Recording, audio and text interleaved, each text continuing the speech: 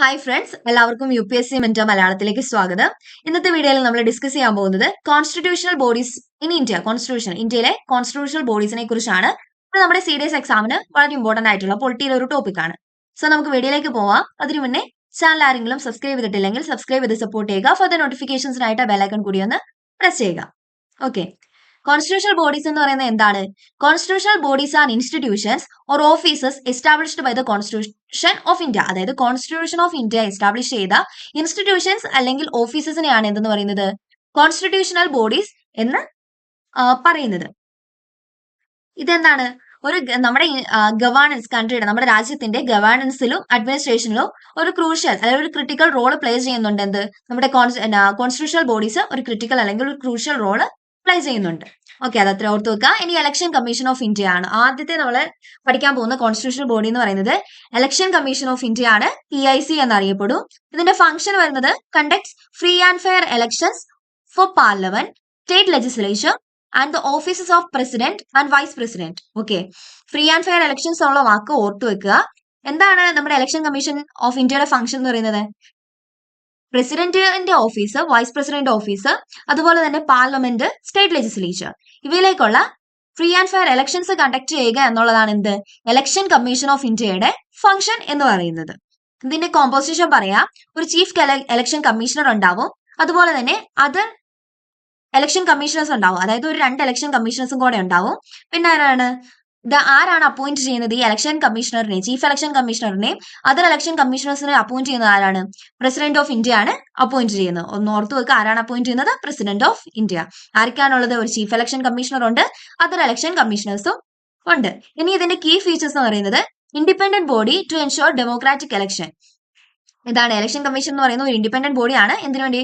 To ensure democratic elections. ഇനി പിന്നെന്താണ്? Direction, control and superintendence of election. ഇലക്ഷന്റെ ഡയറക്ഷനും കൺട്രോളും സൂപ്പറിൻറ്റൻഡൻസും എന്താണ്? ഇലക്ഷൻ കമ്മീഷന്റെ ഒരു കീ ഫീച്ചർ ആണ്. ഓക്കെ, ഇപ്പൊ നമ്മൾ പഠിച്ചു. ഇനി ഈ ഇലക്ഷൻ കമ്മീഷന് റിലേറ്റഡ് ആയിട്ട് ചെയ്തിട്ടുള്ള ആർട്ടിക്കിൾസും കൂടെ ഒന്ന് നോക്കാം. അത് കാണാണ്ട് പഠിച്ചു വെക്കുക. അതുപോലെ തന്നെ ഇതിന്റെയൊക്കെ നോട്ട്സ് വേണമെന്നുണ്ടെങ്കിൽ എന്ത് ചെയ്യുക? ജസ്റ്റ് എനിക്ക് മെസ്സേജ് ചെയ്യുക. അപ്പൊ ഞാൻ ഇതിന്റെ നോട്ട്സ് തരാം. കംപ്ലീറ്റ് CDSന്റെ നോട്ട്സ് ഉണ്ടാവും. അത് വേണമെങ്കിൽ എന്ത് ചെയ്യുക? എനിക്ക് മെസ്സേജ് ചെയ്താൽ മതി. ഞാൻ എന്റെ ഇൻസ്റ്റാഗ്രാം ഐഡിയും വാട്സ്ആപ്പ് ഗ്രൂപ്പിന്റെ ലിങ്കും കൊടുത്തേക്കാം. ഡിസ്ക്രിപ്ഷനിലും കമന്റ് ബോക്സിലും കൊടുത്തേക്കാം. ഓക്കെ, അപ്പൊ ഇതാണ് എന്ത്? ഇലക്ഷൻ കമ്മീഷൻ ഓഫ് ഇന്ത്യ എന്ന് പറയുന്നത്. ഇനി ഇതിന്റെ റിലേറ്റഡ് ആർട്ടിക്കിൾസ് കൊടുക്കാം. പെയ്ഡ് നോട്ട്സ് ആണ്, അത് ഞാൻ പറയാൻ മറന്നുപോയി. പെയ്ഡ് നോട്ട്സ് ആണ്, പക്ഷെ വളരെ അഫോർഡബിൾ ആയിട്ടുള്ള റേറ്റിലാണ് കൊടുക്കുന്നത്. ഓക്കെ, ഇനി റിലേറ്റഡ് ആർട്ടിക്കിൾസ് വരുന്നത് ആർട്ടിക്കിൾ 324 ആണ്. അതെന്താണ്? Article 324 powers of superintendence, direction and control of elections. ഇത് നമ്മൾ പഠിച്ചൊരു കീ ഫീച്ചർ ആണ്. അത് തന്നെയാണ് ആർട്ടിക്കിൾ 324. ഓക്കെ, ഇനി article 325 no person to be ineligible for inclusion in electoral rolls on grounds of religion, race, caste or sex. അതായത് റിജിയൻ, raise, cast, sex ഇതിന്റെ ബേസിലൊന്നും ആരും എന്താണ് ഇലക്ടോറൽ റോൾസിൽ ഇൻഎലിജിബിൾ അല്ല എന്ന് പറഞ്ഞു വെക്കുന്ന ആർട്ടിക്കിൾ ആണ് എന്ത്? ആർട്ടിക്കിൾ 325 എന്ന് പറയുന്നത്. ഇനി article 326 elections to the Lok Sabha and state assemblies to be on the base of adult suffrage. എന്താണ് ഈ അഡൾട്ട് സഫ്രേജ് എന്ന് പറയുന്നത്? ഇതാണ് അഡൾട്ട് ഫ്രാഞ്ചൈസ്, അതായത് വോട്ടവകാശം. ഫ്രാഞ്ചൈസ് മീൻസ് വോട്ടവകാശം. ഓക്കെ, ആർട്ടിക്കിൾ 326 എന്താണ്? Elections to the Lok Sabha and the state assemblies to be on the basis of adult suffrage. Okay, അപ്പം റിലേറ്റഡ് ആർട്ടിക്കിൾസ് ഏതാണ്? Article 324, article 325 and article 326. ഓർത്തു വെക്കുക, 324 എല്ലാം അടുത്തടുത്ത് കിടക്കുന്ന ആർട്ടിക്കിൾസ് ആണ്. 324, 325 ആൻഡ് 326. ഓക്കെ, അപ്പൊ എത്രയേ ഉള്ളൂ ഇലക്ഷൻ കമ്മീഷൻ. ആരാണ് അപ്പോയിന്റ് ചെയ്യുന്നത്? ഇലക്ഷൻ കമ്മീഷണറെയും ചീഫ് ഇലക്ഷൻ കമ്മീഷണറെയും അതർ ഇലക്ഷൻ കമ്മീഷണേഴ്സിനെ അപ്പോയിന്റ് ചെയ്യുന്ന ആരാണ്? പ്രസിഡന്റ് ഓഫ് ഇന്ത്യ ആണ് അപ്പോയിന്റ് ചെയ്യുന്നത്. റിലേറ്റഡ് ആർട്ടിക്കിൾസും കൂടെ ഒന്ന് പഠിച്ചു വെക്കുക. Free and fair elections conduct ചെയ്യാനായിട്ടാണ്. എങ്ങോട്ടൊക്കെയുള്ള ഫ്രീ ആൻഡ് ഫെയർ ഇലക്ഷൻസ് ആണ് കണ്ടക്ട് ചെയ്യുന്നത്? വൈസ് പ്രസിഡന്റ് പാർലമെന്റിലേക്ക്, സ്റ്റേറ്റ് ലെജിസ്ലേച്ചറിലേക്ക് and office of president and vice president, പ്രസിഡന്റിന്റെയും വൈസ് പ്രസിഡന്റിന്റെയും ഓഫീസിലേക്ക്. ഈ 4 സ്ഥലങ്ങളിലേക്കുള്ള ഇലക്ഷൻ കണ്ടക്ട് ചെയ്യുന്നതാണ് ആരാണ്? ഇലക്ഷൻ കമ്മീഷൻ ഓഫ് ഇന്ത്യ ആണ് കണ്ടക്ട് ചെയ്യുന്നത്. ഓക്കെ, അപ്പൊ അത്രേ ഉള്ളൂ. ഇനി അടുത്താണ് യൂണിയൻ പബ്ലിക് സർവീസ് കമ്മീഷൻ, അതായത് UPSC. നമ്മുടെ CDS എക്സാമും CSE എക്സാമും ഒക്കെ കണ്ടക്ട് ചെയ്യുന്ന ആരാണ്? UPSC. അപ്പൊ എന്താണ് UPSCയുടെ ഫംഗ്ഷൻ എന്ന് പറയുന്നത്? Conducts recruitment for all India services. അതായത് ഓൾ ഇന്ത്യ സർവീസസിലേക്ക് റിക്രൂട്ട്മെന്റ് നടത്തുക എന്നുള്ളതാണ് എന്ത്? UPSCയുടെ മെയിൻ ഫംഗ്ഷൻ എന്ന് പറയുന്നത്. പിന്നെ എന്താണ്? Central services and all India services and central services and advise the government on disciplinary matters. Disciplinary മാറ്റേഴ്സിൽ എന്ത് ചെയ്യണം? ഗവൺമെന്റിന്റെ അഡ്വൈസ് ചെയ്യണം. ഇതാണ് എന്ത്? യൂണിയൻ പബ്ലിക് സർവീസ് കമ്മീഷന്റെ അതായത് UPSCയുടെ ഫംഗ്ഷൻ എന്ന് പറയുന്നത് ഒന്നുകൂടി പറയാം.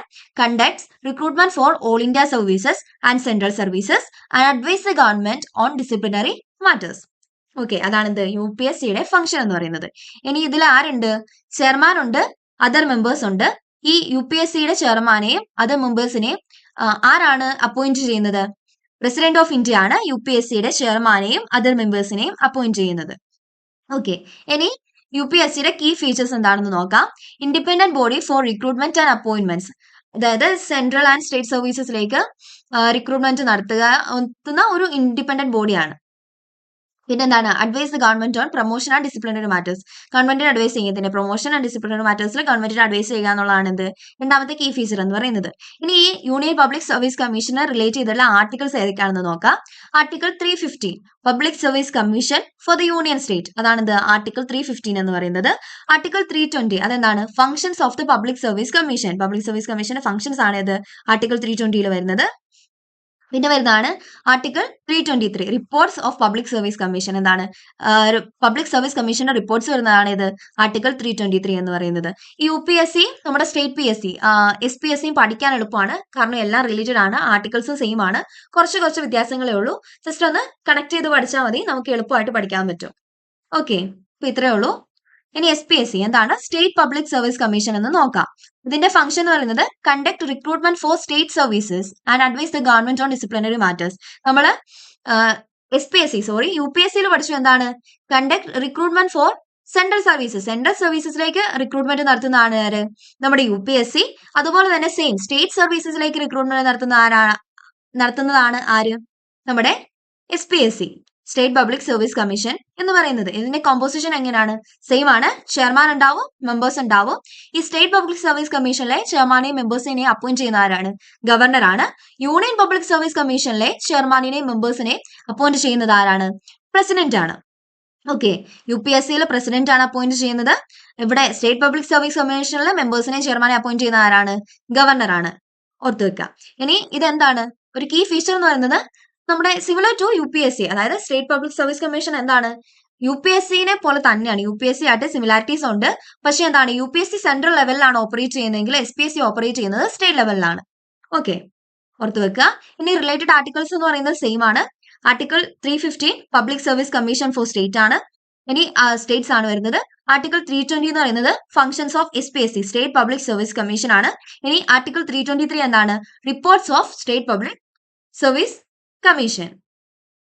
ഓക്കെ, അപ്പൊ ഓർത്തു വെക്കുക, അതിന്റെ വ്യത്യാസങ്ങൾ വളരെ കുറച്ചേ ഉള്ളൂ. UPSC സെൻട്രൽ ലെവലിലാണ്, SPSC സ്റ്റേറ്റ് ലെവലിലാണ്. UPSCയിലെ ചെയർമാനിനെ മെമ്പേഴ്സിനെ അപ്പോയിന്റ് ചെയ്യുന്നത് പ്രസിഡന്റ് ഓഫ് ഇന്ത്യ ആണ്. SPSCയിലെ ചെയർമാനെ മെമ്പേഴ്സിനെ അപ്പോയിന്റ് ചെയ്യുന്നത് ഗവർണർ ആണ്. പിന്നെ ആർട്ടിക്കിൾസ് എല്ലാം സെയിം ആണ് വരുന്നത്. ഓക്കെ, അപ്പൊ ഇത്രയും കാര്യങ്ങളേ ഉള്ളൂ. നമ്മൾ മൂന്ന് കോൺസ്റ്റിറ്റ്യൂഷണൽ ബോഡീസ് പഠിച്ചു. ഏതൊക്കെയാണ്? ഇലക്ഷൻ കമ്മീഷൻ പഠിച്ചു, UPSC union public service commission പഠിച്ചു, മൂന്നാമതായിട്ട് എന്താണ് പഠിച്ചത്? സ്റ്റേറ്റ് പബ്ലിക് സർവീസ് കമ്മീഷനും പഠിച്ചു. ഓക്കെ, ഇതിന്റെയൊക്കെ നോട്ട്സ് നിങ്ങൾ ഉണ്ടാക്കി വെക്കുക. ഇല്ലെങ്കിൽ നോട്ട്സ് എന്ത് ചെയ്യുക? ബുക്സ് ഒക്കെ ഉണ്ടെങ്കിൽ അത് നോക്കി പഠിക്കുക. ഇതിൽ നോട്ട്സ് പ്രിപ്പയർ ചെയ്തിട്ടില്ലെങ്കിൽ ജസ്റ്റ് എൻ്റെ കയ്യിൽ നിന്ന് പർച്ചേസ് ചെയ്യുക. ഓക്കെ, ഇനി അടുത്തതായിട്ട് വരുന്ന യൂണിയൻ പബ്ലിക് സർവീസ് കമ്മീഷൻ. അടുത്ത കോൺസ്റ്റിറ്റ്യൂഷണൽ ബോഡിയാണ് ഇത്? Finance commission. ഓക്കെ, അടുത്ത കോൺസ്റ്റിറ്റ്യൂഷണൽ ബോഡിയാണ് ഇത്? ഫിനാൻസ് കമ്മീഷൻ എന്ന് പറയുന്നത്. എന്താണ് ഫിനാൻസ് കമ്മീഷന്റെ ഫംഗ്ഷൻ എന്ന് പറയുന്നത്? Recommends the distribution of financial resources between union and state. Union and സ്റ്റേറ്റിൽ വരുന്ന ബിറ്റ്വീനിൽ വരുന്ന ഫിനാൻഷ്യൽ റിസോഴ്സസിന്റെ ഡിസ്ട്രിബ്യൂഷനെ റെക്കമെൻഡ് ചെയ്യുക എന്നുള്ളതാണിത് നമ്മുടെ ഫിനാൻസ് കമ്മീഷന്റെ ഫംഗ്ഷൻ എന്ന് പറയുന്നത്. ഇതിൽ എന്തുണ്ട്? ചെയർമാൻ ഉണ്ട്, 4 മെമ്പേഴ്സ് ഉണ്ട്. ഇതിന് ആരാണ്? മെമ്പേഴ്സിനെയും ചെയർമാനെയും, ഫിനാൻസ് കമ്മീഷനിലെ മെമ്പേഴ്സിനെയും ചെയർമാനെ അപ്പോയിന്റ് ചെയ്യുന്ന ആരാണ്? പ്രസിഡന്റ് ആണ് അപ്പോയിന്റ് ചെയ്യുന്നത്. ഓക്കെ, ഓർത്ത് വെക്കുക. ഇനി ഇതിന്റെ കീ ഫീച്ചേഴ്സ് എന്ന് പറയുന്നത് എല്ലാ 5 വർഷം കൂടുമ്പോഴാണ് ഫിനാൻസ് കമ്മീഷൻ രൂപീകരിക്കുന്നത്. പിന്നെന്താണ്? Recommends tax devolution and grants in need, tax devolution ഇതൊക്കെ റെക്കമെൻഡ് ചെയ്യുന്ന ആരാണ്? നമ്മുടെ ഫിനാൻസ് കമ്മീഷൻ ആണ്. ഇനി ഇതിന്റെ റിലേറ്റഡ് ആയിട്ടുള്ള ആർട്ടിക്കിൾസ് വരുന്നത് ആർട്ടിക്കിൾ 280 ആണ്. അതേതാണ്? Constitution of finance commission. അതാണ് ഇത് ആർട്ടിക്കിൾ 280 എന്ന് പറയുന്നത്. ഇനി ആർട്ടിക്കിൾ 281 എന്താണ്? Recommendation of the finance commission, recommendations of the finance commission ആണ് ഏത്? ആർട്ടിക്കിൾ 281 എന്ന് ഓർത്തു വെക്കുക. ആർട്ടിക്കിൾ പഠിക്കാൻ എളുപ്പമാണ്, കാരണം 280 ആൻഡ് 281 ആണ്. 280 എന്താണ്? Constitution of the finance commission ആണ്. ആർട്ടിക്കിൾ 281 എന്താണ്? Recommendations of the finance commission ആണ്. ഓക്കെ, ഇത്രയും കാര്യങ്ങളേ ഉള്ളൂ ഫിനാൻസ് കമ്മീഷനെ കുറിച്ച് പഠിക്കാൻ. ഇനി അടുത്തതാണ് എന്ത്? Comptroller and auditor general of India, CAG. ഇത് കുറച്ച് ഇമ്പോർട്ടന്റ് ആയിട്ടുള്ള ഒരു കോൺസ്റ്റിറ്റ്യൂഷണൽ ബോഡിയാണ്. ജസ്റ്റ് ഒന്ന് ഓർത്ത് വെക്കുക. ഇതിന്റെ ഫംഗ്ഷൻ എന്ന് പറയുന്നത് എന്താണ്? Audits the accounts of union and state governments and ensure financial accountability. Union ഗവൺമെന്റിന്റെയും സ്റ്റേറ്റ് ഗവൺമെന്റിന്റെയും അക്കൗണ്ട്സിനെ ഓഡിറ്റ് ചെയ്യുക, എന്നിട്ട് അതുപോലെ എന്താണ്, ഒരു ഫിനാൻഷ്യൽ അക്കൗണ്ടബിലിറ്റി എൻഷുർ ചെയ്യുക എന്നുള്ളതാണ് എന്ത്? Comptroller and auditor general of ഇന്ത്യയുടെ മെയിൻ ഫംഗ്ഷൻ എന്ന് പറയുന്നത്. എന്താണ്? യൂണിയൻ ആൻഡ് സ്റ്റേറ്റ് ഗവൺമെന്റ്സിന്റെ അക്കൗണ്ട്സിനെ ഓഡിറ്റ് ചെയ്ത് ഒരു ഫിനാൻഷ്യൽ അക്കൗണ്ടബിലിറ്റി എൻഷുർ ചെയ്യുക എന്നുള്ളതാണ് എന്ത്? Comptroller and auditor general of India, അതായത് നമ്മുടെ CAG ഓഫ് ഇന്ത്യയുടെ ഫംഗ്ഷൻ എന്ന് പറയുന്നത്. ആരാണ് comptroller and auditor general of India? CAG-നെ അപ്പോയിന്റ് ചെയ്യുന്നത് പ്രസിഡന്റ് ഓഫ് ഇന്ത്യ ആണ്. CAG-നെ അപ്പോയിന്റ് ചെയ്യുന്നത്. ഇതിന്റെ കീ ഫീച്ചേഴ്സ് എന്ന് പറയുമ്പോൾ ഇതൊരു ഇൻഡിപെൻഡന്റ് അതോറിറ്റി ആണ് to audit government expenditure. Government expenditure audit ചെയ്യാനുള്ള ഒരു ഇൻഡിപെൻഡന്റ് അതോറിറ്റി ആണ് എന്ത്? CAG എന്ന് പറയുന്നത്. പിന്നെ എന്താണ്? Submits audit reports to the president and governors. ഗവർണേഴ്സിനും പ്രസിഡന്റ്സിനും എന്ത് ചെയ്യുന്നുണ്ട്? CAG ഓഡിറ്റ് റിപ്പോർട്ട്സ് സബ്മിറ്റ് ചെയ്യുന്നുണ്ട്. ഓക്കെ, ഇനി റിലേറ്റഡ് ആർട്ടിക്കിൾസ് വരുന്നത് ആർട്ടിക്കിൾ 148. അതെന്താണ്? Comptroller and auditor general of India എന്ന് പറയുന്നതാണിത്, ആർട്ടിക്കിൾ 148. ഇനി article 149 duties and powers of CAG. CAG-യുടെ ഡ്യൂട്ടീസും പവേഴ്സും പറയുന്ന ആർട്ടിക്കിൾ ആണ് ഇത്, ആർട്ടിക്കിൾ 149 എന്ന് പറയുന്നത്. ഇനി ആർട്ടിക്കിൾ 150 അതെന്താണ്? Form of accounts of union and state. Union and സ്റ്റേറ്റിന്റെ ഫോംസ് ഓഫ് അക്കൗണ്ട്സ് വരുന്ന അതാണ് ആർട്ടിക്കിൾ 150 എന്ന് പറയുന്നത്. ഓർത്തു വെക്കുക, ആർട്ടിക്കിൾ 148, ആർട്ടിക്കിൾ 149 ആൻഡ് ആർട്ടിക്കിൾ 150. ഈ 3 ആർട്ടിക്കിൾസ് ആണ് comptroller and auditor general of ഇന്ത്യനെ ബേസ് ചെയ്തിട്ട് വരുന്ന ആർട്ടിക്കിൾസ്. എന്താണ്? യൂണിയൻ ആൻഡ് സ്റ്റേറ്റ് ഗവൺമെന്റിന്റെ അക്കൗണ്ട്സിനെ ഓഡിറ്റ് ചെയ്ത് ഒരു ഫിനാൻഷ്യൽ അക്കൗണ്ടബിലിറ്റി എൻഷുർ ചെയ്യുക എന്നുള്ളതാണ് ആരുടെ ഫംഗ്ഷൻ? CAG-യുടെ ഫംഗ്ഷൻ വരുന്നത്. ആരാണ് CAG-നെ അപ്പോയിന്റ് ചെയ്യുന്നത്? പ്രസിഡന്റ് ഓഫ് ഇന്ത്യ ആണ് CAG-നെ അപ്പോയിന്റ് ചെയ്യുന്നത്. ഓക്കെ, ഇനി ആറാമത്തെയാണ് അറ്റോർണി ജനറൽ ഓഫ് ഇന്ത്യ. ആരാണ് അറ്റോർണി ജനറൽ ഓഫ് ഇന്ത്യ? അതിന്റെ ഫംഗ്ഷൻ എന്ന് പറയുന്നത് എന്താണ്? ചീഫ് ലീഗൽ അഡ്വൈസർ ആണ്. നമ്മുടെ ഗവൺമെന്റ് ഓഫ് ഇന്ത്യയുടെ ചീഫ് ലീഗൽ അഡ്വൈസർ ആണ് ആര്? നമ്മുടെ അറ്റോർണി ജനറൽ ഓഫ് ഇന്ത്യ എന്ന് പറയുന്നത്. ഇനി ഇതിനെ ആരാണ്? ഓക്കെ, നമ്മുടെ അറ്റോർണി ജനറൽ ഓഫ് ഇന്ത്യനെ ആരാണ് അപ്പോയിന്റ് ചെയ്യുന്നത്? പ്രസിഡന്റ് ഓഫ് ഇന്ത്യ ആണ് അറ്റോർണി ജനറൽ ഓഫ് ഇന്ത്യനെ അപ്പോയിന്റ് ചെയ്യുന്നത്. AG ഓഫ് ഇന്ത്യ എന്ന് പഠിച്ചാലും മതി. ഓക്കെ, ഇനി ഇതിന്റെ കീ ഫീച്ചേഴ്സ് വരുന്നത് represent the government in supreme court cases. Supreme court കേസസിൽ ഗവൺമെന്റിനെ റെപ്രസെന്റ് ചെയ്യുന്ന ആരാണ്? നമ്മുടെ അറ്റോർണി ജനറൽ ഓഫ് ഇന്ത്യ ആണ്. അതുപോലെ has the right to speak and take part in proceedings of parliament. പാർലമെന്റിന്റെ പ്രൊസീഡിംഗ്സിൽ സംസാരിക്കാനോ അതുപോലെ തന്നെ ഒരു ഭാഗമാവാനും ആർക്ക് പറ്റും? നമ്മുടെ അറ്റോർണി ജനറൽ ഓഫ് ഇന്ത്യക്ക് പറ്റും. ഇനി റിലേറ്റഡ് ആർട്ടിക്കിൾസ് വരുന്നത് ആർട്ടിക്കിൾ 76 ആണ്, attorney general of India. Article 76 എന്താണ്? അറ്റോർണി ജനറൽ ഓഫ് ഇന്ത്യ ആണ്. ഇനി ആർട്ടിക്കിൾ 88 അതെന്താണ്? Right of attorney general in parliament. പാർലമെന്റിലെ അറ്റോർണി ജനറലിന്റെ റൈറ്റ്സിനെ കുറിച്ച് പറയുന്ന ആർട്ടിക്കിൾ ആണിത്, ആർട്ടിക്കിൾ 88 എന്ന് പറയുന്നത്. അപ്പൊ അറ്റോർണി ജനറൽ ഓഫ് ഇന്ത്യ ആരാണ്? Chief legal adviser to the government of India. Government of ഇന്ത്യയുടെ ചീഫ് ലീഗൽ അഡ്വൈസർ ആണ് അറ്റോർണി ജനറൽ ഓഫ് ഇന്ത്യ എന്ന് പറയുന്നത്. ഇത് ആരാണ് അറ്റോർണി ജനറൽ ഓഫ് ഇന്ത്യനെ അപ്പോയിന്റ് ചെയ്യുന്നത്? പ്രസിഡന്റ് ആണ് അപ്പോയിന്റ് ചെയ്യുന്നത്. അതുപോലെ തന്നെ ഗവൺമെന്റ് ഓഫ് ഇന്ത്യയുടെ സുപ്രീം കോർട്ടിലെ ഗവൺമെന്റ് ഓഫ് കേസസിൽ ഗവൺമെന്റ് ഓഫ് ഇന്ത്യനെ റെപ്രസെന്റ് ചെയ്യുന്ന ആരാണ്? നമ്മുടെ അറ്റോർണി ജനറൽ ഓഫ് ഇന്ത്യ ആണ് റെപ്രസെന്റ് ചെയ്യുന്നത്. ഇത്രയും കാര്യങ്ങൾ ഓർത്തു വെക്കുക, മറന്നു പോകരുത്, നോട്ട്സ് ഉണ്ടാക്കി പഠിക്കുക. ഓക്കെ, ഇനി അടുത്ത കോൺസ്റ്റിറ്റ്യൂഷണൽ ബോഡിയാണ് advocate general of the state എന്ന് പറയുന്നത്. ഇതാരാണ്? നമ്മുടെ അറ്റോർണി ജനറൽ ഓഫ് ഇന്ത്യ പോലെ തന്നെയാണ്, പക്ഷെ എവിടെയാണ്? സ്റ്റേറ്റിലാണ് ഫംഗ്ഷൻ ചെയ്യുന്നതെന്ന് മാത്രമേ ഉള്ളൂ ഇതിന്റെ വ്യത്യാസം. ഈ കോൺസ്റ്റിറ്റ്യൂഷണൽ ബോഡീസ് എല്ലാം പഠിക്കാൻ എളുപ്പമാണ്, കാരണം ഇപ്പൊ UPSC പഠിച്ച SPSC നമുക്ക് പഠിക്കാൻ പറ്റും. അതുപോലെ അറ്റോർണി ജനറൽ ഓഫ് ഇന്ത്യ പഠിച്ച advocate general of the state പഠിക്കാൻ പറ്റും. അങ്ങനെ എല്ലാം റിലേറ്റഡ് ആണ് കൂടുതലും. ഓക്കെ, ഇനി ഇതിന്റെ ഫംഗ്ഷൻ നോക്കാം. Chief legal adviser to the state government. ആരായിരുന്നു അറ്റോർണി ജനറൽ ഓഫ് ഇന്ത്യ? ആരായിരുന്നു? Chief legal adviser to the central government ആണ്, അല്ലെങ്കിൽ ഗവൺമെന്റ് ഓഫ് ഇന്ത്യ ആണ്. ഇവിടെ വരുന്നത് advocate general of the state ആരാണ്? Chief legal adviser to the state government ആണ്. ആരാണ് നമ്മുടെ അഡ്വക്കേറ്റ് ജനറൽ ഓഫ് ദി സ്റ്റേറ്റിനെ അപ്പോയിന്റ് ചെയ്യുന്നത്? ഗവർണർ ആണ്. അറ്റോർണി ജനറൽ ഓഫ് ഇന്ത്യനെ അപ്പോയിന്റ് ചെയ്യുന്ന ആരാണ്? പ്രസിഡന്റ് ആണ്. അത് സെൻട്രൽ ലെവലിലായോണ്ട്, ഇതിവിടെ സ്റ്റേറ്റ് ലെവലിലായോണ്ട് ഈ അഡ്വക്കേറ്റ് ജനറൽ ഓഫ് ദി സ്റ്റേറ്റിനെ അപ്പോയിന്റ് ചെയ്യുന്നത് ആരാണ്? ഗവർണർ ആണ് അപ്പോയിന്റ് ചെയ്യുന്നത്. ഇനി ഇതിന്റെ കീ ഫീച്ചേഴ്സ് ആണ് വരുന്നത്. Similar to attorney general of India, but operate in the state level. ആദ്യം പറഞ്ഞ പോലെ തന്നെ ഇതെന്താണ്, നമ്മുടെ അറ്റോർണി ജനറൽ ഓഫ് ഇന്ത്യനെ പോലെ തന്നെ സെയിം ആണ്. പക്ഷെ എവിടെയാണ് ഓപ്പറേറ്റ് ചെയ്യുന്നത്? സ്റ്റേറ്റ് ലെവലിലാണ് ഓപ്പറേറ്റ് ചെയ്യുന്നത്. അത്ര ഒരു വ്യത്യാസം മാത്രമേ ഇതിനകത്ത് വരുന്നുള്ളൂ. ഇനി റിലേറ്റഡ് ആർട്ടിക്കിൾ എന്ന് പറയുന്നത് ആർട്ടിക്കിൾ 165 ആണ്. എന്താണ്? Advocate general of the state. Okay, അപ്പൊ ഇത്രയേ ഉള്ളൂ. Advocate general of the state എന്താണെന്ന് പഠിച്ചു. ഓർത്തു വെക്കുക, അറ്റോർണി ജനറൽ ഓഫ് ഇന്ത്യയും advocate general of the state, ഈ രണ്ട് ടോപ്പിക്കും എന്ത് ചെയ്യുക? റിലേറ്റ് ചെയ്ത് പഠിക്കുക. ഇനി അടുത്താണ് national commission for scheduled caste, NCSC എന്നറിയപ്പെടും. ഇതിന്റെ ഫംഗ്ഷൻ എന്ന് പറയുന്നത് safe guard the interest of scheduled caste. ഇത് എന്തിനു വേണ്ടിയിട്ടുള്ളതാണ്?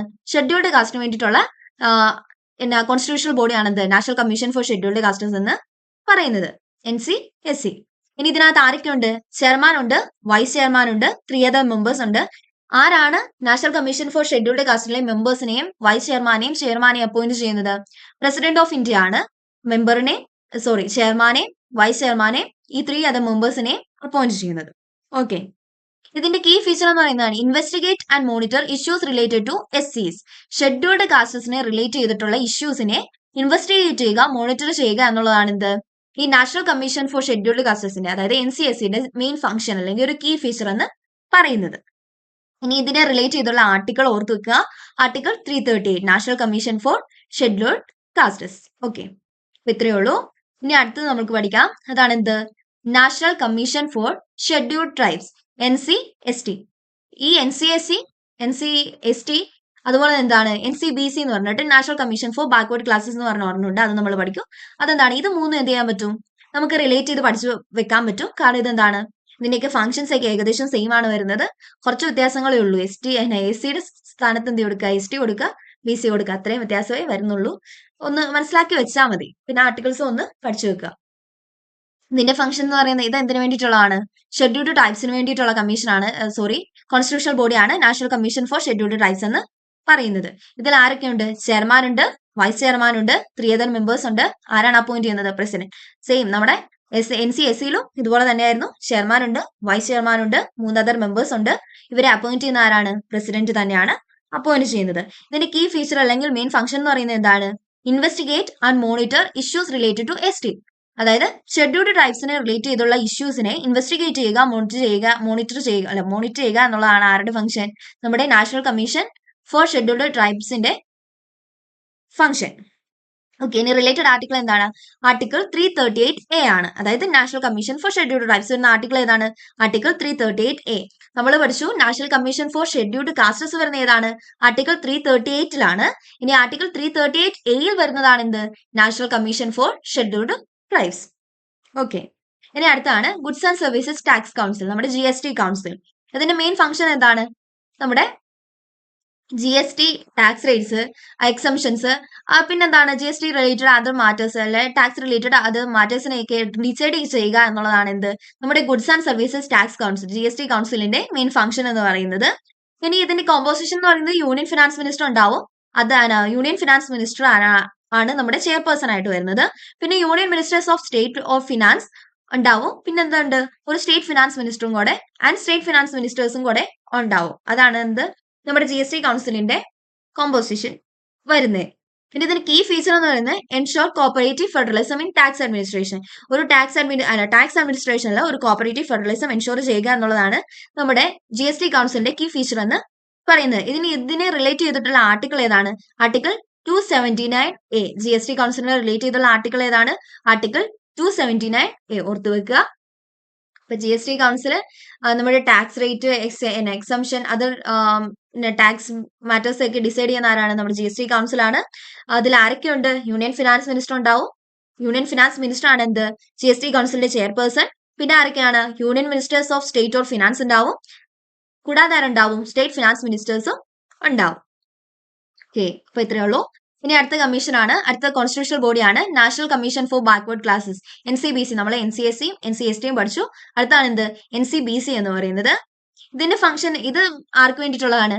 ബാക്ക്വേർഡ് ക്ലാസസിന് വേണ്ടിയിട്ടാണ്. അതായത് സോഷ്യലി എഡ്യൂക്കേഷണലി ബാക്ക്വേർഡ് ക്ലാസസിന് വേണ്ടിയിട്ടുള്ള, സോഷ്യലി ആൻഡ് എഡ്യൂക്കേഷണലി ബാക്ക്വേർഡ് ക്ലാസസിന് വേണ്ടിയിട്ടുള്ള ഒരു കമ്മീഷനാണ് ഏത്?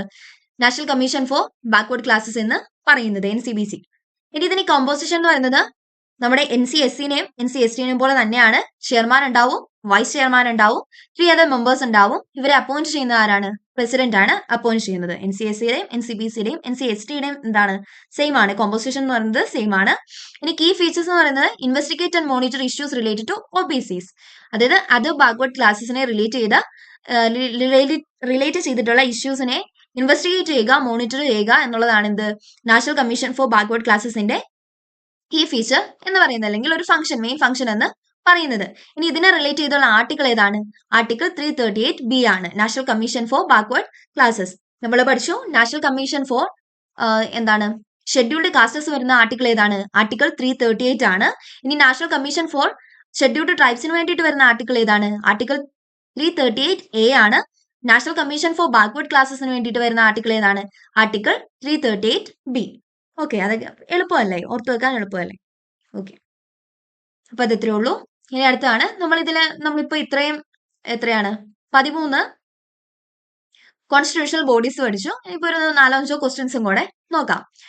Which of the following article of the Indian constitution deals with election commission? Election കമ്മീഷനെ ബേസ് ചെയ്തിട്ടുള്ള ആർട്ടിക്കിൾ ഏതാണെന്നാണ് ക്വസ്റ്റ്യൻ വരുന്നത്. അത് ആൻസർ വരുന്ന ഏതാണ്? ആർട്ടിക്കിൾ 324. നമ്മള് ഓപ്ഷൻസ് ഒന്നും പറയുന്നില്ല. ആർട്ടിക്കിൾ ഏതാണ്? ആർട്ടിക്കിൾ 324 ആണ് Election Commission.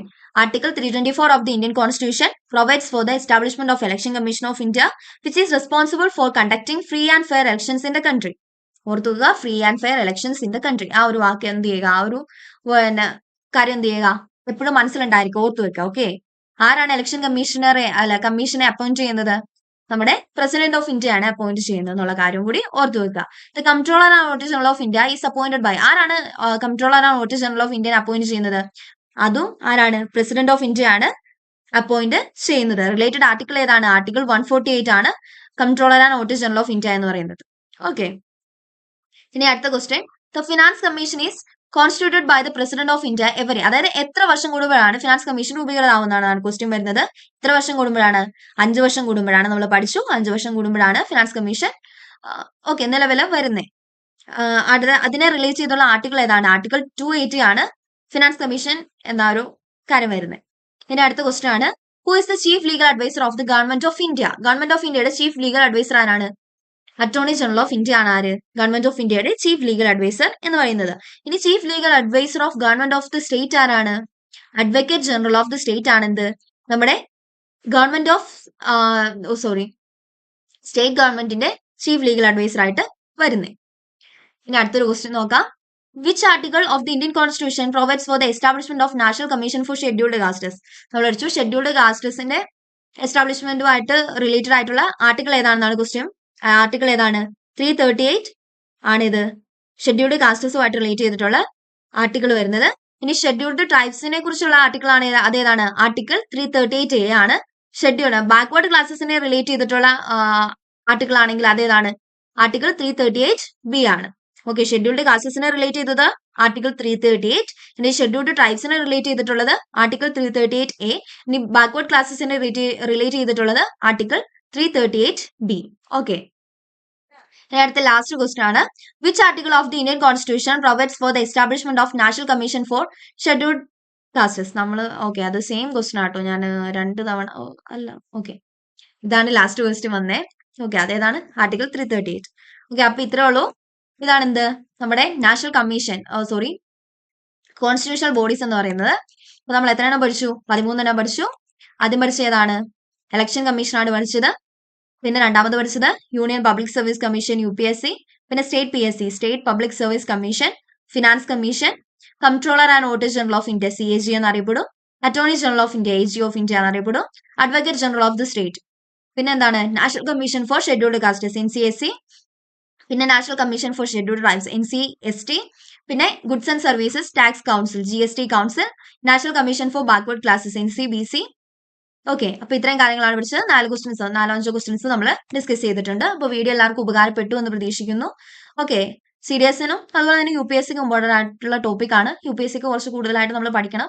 CDSന് ഇത്രയും കാര്യങ്ങളൊക്കെ പഠിച്ചു വെച്ചാൽ മതി. അതുപോലെ തന്നെ എന്താണ് നോട്ട്സ് വേണമെന്നുണ്ടെങ്കിൽ ജസ്റ്റ് എന്ത് ചെയ്യുക, എന്നെ കോൺടാക്ട് ചെയ്യുക. പെയ്ഡ് നോട്ട്സ് ആണ്, പക്ഷെ അഫോർഡബിൾ ആയിട്ടുള്ള റേറ്റിലാണ്. ഞാൻ എൻ്റെ ഇൻസ്റ്റാഗ്രാം IDയും വാട്സ്ആപ്പ് ഗ്രൂപ്പിന്റെ ലിങ്കും കൊടുത്തേക്കാം. ഇതിൽ എനിക്ക് DM ചെയ്യുക, അല്ലെങ്കിൽ ഒരു പ്രൈവറ്റ് മെസ്സേജ് അയച്ചാലും മതി. അപ്പൊ ഞാൻ അതിന്റെ ഡീറ്റെയിൽസ് പറഞ്ഞുതരാം. ഓക്കെ, അപ്പോൾ ഇത്രയും കാര്യങ്ങളൊക്കെ ഉള്ളൂ.